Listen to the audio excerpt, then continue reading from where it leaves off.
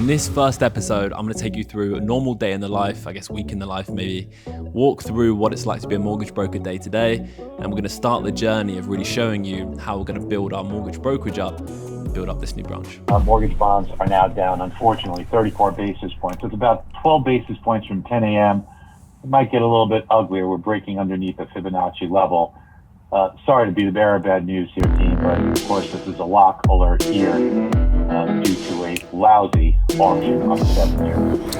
Oh, baby. Happy Monday. Congrats, baby.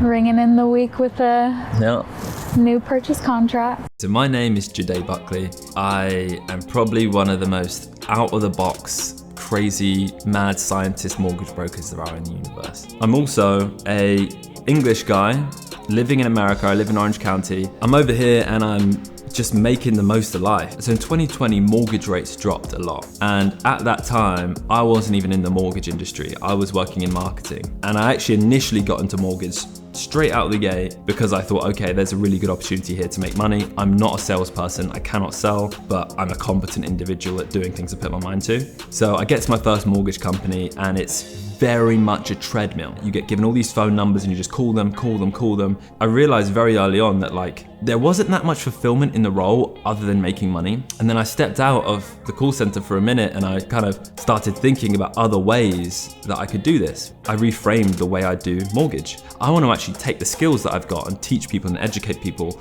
on how they can use buying real estate and mortgage financing to actually get them out of a bad situation or help them build wealth, right? So I decided to jump on Instagram, jump on social media, do what I knew very well. And all of a sudden, I started getting 10,000 views, 20,000 views, 100,000 views, 1 million views, 2 million views. Long story short, on Instagram, I went from 90 friends and family that followed me all the way up to today. I think I'm just under 500,000 followers on Instagram, which is nuts.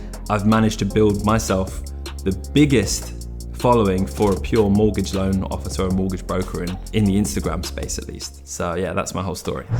How do you feel about the move? The most surprising thing about the move is how organized and easy the broker world is. Yeah. In order to give people the best deal, I had to become a broker. Now, in order to become a broker, you need so many different licenses, so many things that are going on. You need so many systems, processes. You need to have connections with lenders. To do it on your own is next to impossible. So West Capital Lending gave me the opportunity to open a branch of a brokerage without having to open up a whole brokerage, right? So now I have the support of processors. We have really good relationships with lenders. We've got so many things going on. I can just focus on my day to day. Yeah, I think we'll probably expand, I imagine, pretty quick beyond that little shoebox. I just don't want to grow too fast too. You know? It's kind of intentional. Crazy. Yeah. You gotta be intentional with it. But yeah, I feel like we also need to bring a modern spin to the mortgage industry because everything's so ancient and clunky. Yeah. And I think just bringing back to our first point is you can't do that at a retail lender. Yeah. Because they restrict you so much. Yeah. No, I fully agree with that. The brand is just well, look at the tech we have, as soon as they come in on our initial phone call, before they speak to me, they've got 6 different emails. Yeah. They've got a video from me explaining how the system works and how the process works. They've got a clearly outlined portal and all that stuff. Everything's really clean right now. So, we can scale the business up really fast with the tech we have. We just need to get more people on the phones. Right. And, scale the front end up a bit more. Yeah.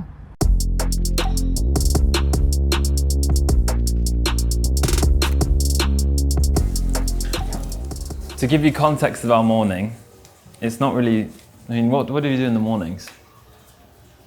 Casual, slow mornings over here. So one thing that's helped me is having a routine. And my daily routine is going to start pretty simply. So the first thing we'll do in the morning is we'll wake up about 6:30. I'll go over to the computer, have some water and plan out the day for about half an hour. At that point, I'll go ahead, get changed, go to the gym. I'll work out from about 7-ish to 8-ish. I'm not super strict on the dot. I just want to get things done in about an hour. And then from that point, I'll come back, have my coffee. I don't want to have my coffee too early. I want to walk into my coffee once I'm ready to start actually doing work. It's weird, but I like to use the caffeine to help me do the most important tasks of the day, dealing with problem files, dealing with clients, reaching out to people, phone calls. These things need my need my little coffee boosts. I'll then go ahead and either work from home, or me and Asher will kind of chat to each other for a minute. I'll hang out with my cute little dog, my little puppy. This is our little girl. This is Winnie. She likes to hang out. She likes to fart. She likes to bite things, bark. She's also, we found out that she can't hear, so she's deaf. But that makes her even more loving because she feels the vibes. So whenever you give her good vibes, she'll give them back to you and she'll love you and hug you and be all awesome. So this is our little girl, baby Winnie. I love you. I love you. Yeah, day is getting started. Coffee. Thank you. Here, come.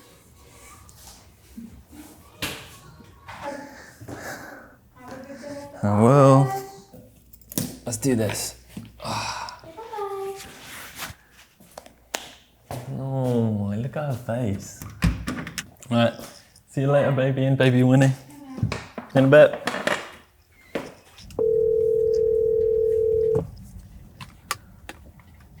Your call has been forwarded to voice. So I like to do a lot of calls in the car because it allows you to kind of multiply your time a little bit more. Because I feel like the car at this point really, for most of us, is the only space in which we don't have the option to have our phones in front of us. So if we're not looking at something, we're not physically doing something other than driving, it's pretty easy just to talk, you know? So conversations in the car tend to actually, for me at least, be the most focused, because usually I'm being pulled in loads of different directions. I've got my computer, I've got my phone, I've got all these other things going on and lots of distractions. Whereas right now, it's just me in the road, I can think super clearly. I guess I must be good at multitasking in some way too.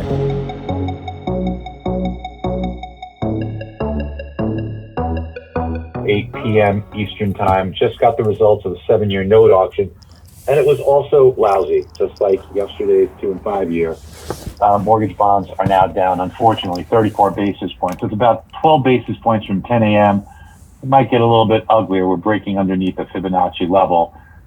Sorry to be the bearer of bad news here, team, but of course this is a lock alert here due to a lousy auction on the 7-year. So what that means is that mortgage rates have gone up today, so it's not ideal. What they're basically saying is they're giving me a warning ahead of time for a reprice in the rates. So if I have any clients right now that need to get locked, I can go ahead and obviously lock them in before the rates get worse. Right now we're good. Obviously our clients are locked. We had a bit of an idea of this beforehand, and this is just part of the role. It's situations like this, you know, like this can throw out a deal. Like let's say if the rates go up, someone doesn't have the income to qualify for the mortgage now because it's slightly higher, you lose that deal, right? So it's like touch and go. It's just constant, but it's good. You know, if you're someone who's a bit analytical, you're someone who's on top of things, obviously these alerts are great, but you get ahead of them most of the time anyway. Clients, it's great to have a lender that generally has low rates. Obviously most people are so focused on rate, but having a lender that knows when the rates are gonna move, or at least has some forewarning of when rates are gonna move, things of that nature, that's gonna save you money, because half the time when you're shopping around, you don't lock your rate in. If the market moves and your lender's not on top of things, even though they have a low rate, if the rates in general move up to a point in which their rate now, even though being low, is gonna be higher than what it would be if you actually locked in earlier, then you're still getting a bad deal, right? So a lot of this is about strategy, and I think, you know, having more and more people understand buying a house, buying a home, is actually a really high involvement purchase that you have to have someone or a loan officer who's highly involved in working for you. I don't know if that makes sense, but you get the gist.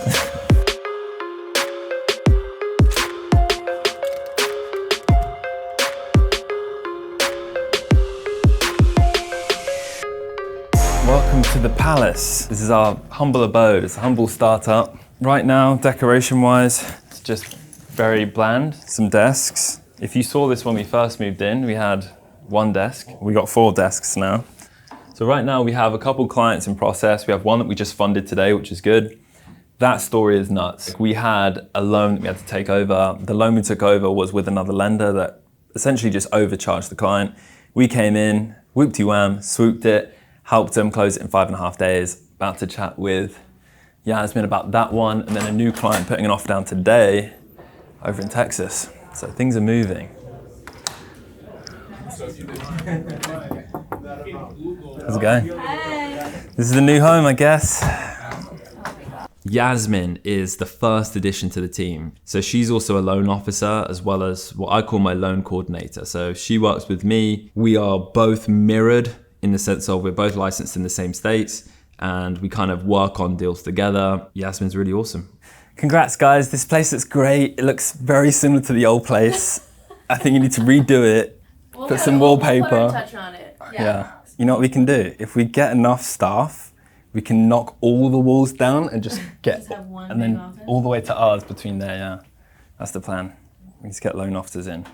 That's the move. Okay, so my team consists of me, my partner Ashley, and Yasmin. She's the third addition. Now, Ashley, alongside myself, we're both loan officers. Yasmin is there as a production partner with me, right? So she's my loan coordinator. She helps me with a lot of my business so I can do a lot of the front end. She does the back end. Whoop-de-wham, Batman and Robin type vibes. Ashley is there as like an overseer, huge support. Ashley is probably one of the smartest people I know in mortgage. She pretty much has a degree in mortgage. She got into mortgage when she was like 18. Just like I went to college when I was that age, she went into mortgage. So I don't think there's anyone else in the country who knows things better than she does. So she's able to oversee everything that's going on in my business.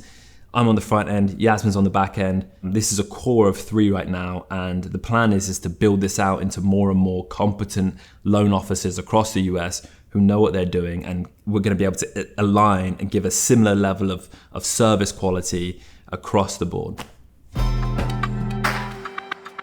When I was in LA, the thing that I would do all the time is go for a hike up Runyon Canyon, and I would look over all the views of LA and I'd like manifest living in these amazing homes. Naturally, I'm not living in one of these homes in the hills right now, so that's one piece, but I got a lot closer to it in a much shorter amount of time than I thought I would, because I put my mind in that different place, right? Like I believed I was there, and I got so far in such a short amount of time, in the space of 2 years. I mean, I've gone from working in a call center to now being one of the top mortgage loan officers in the country. You know, it's insane.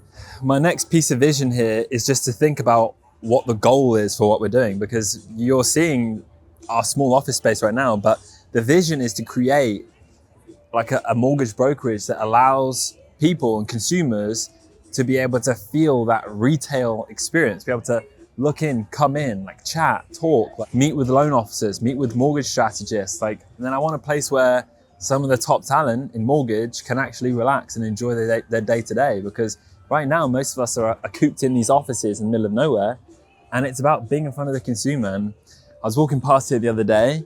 As I was looking in, I was like, this would just be the most perfect spot. Just having a place that's like accessible to the public, having a place with beautiful glass windows, plenty of light, and grow a big team out of, and have clients coming in, consultations. We need to be the one-stop shop for these people in this area looking to buy and get out of renting, right? This is it. So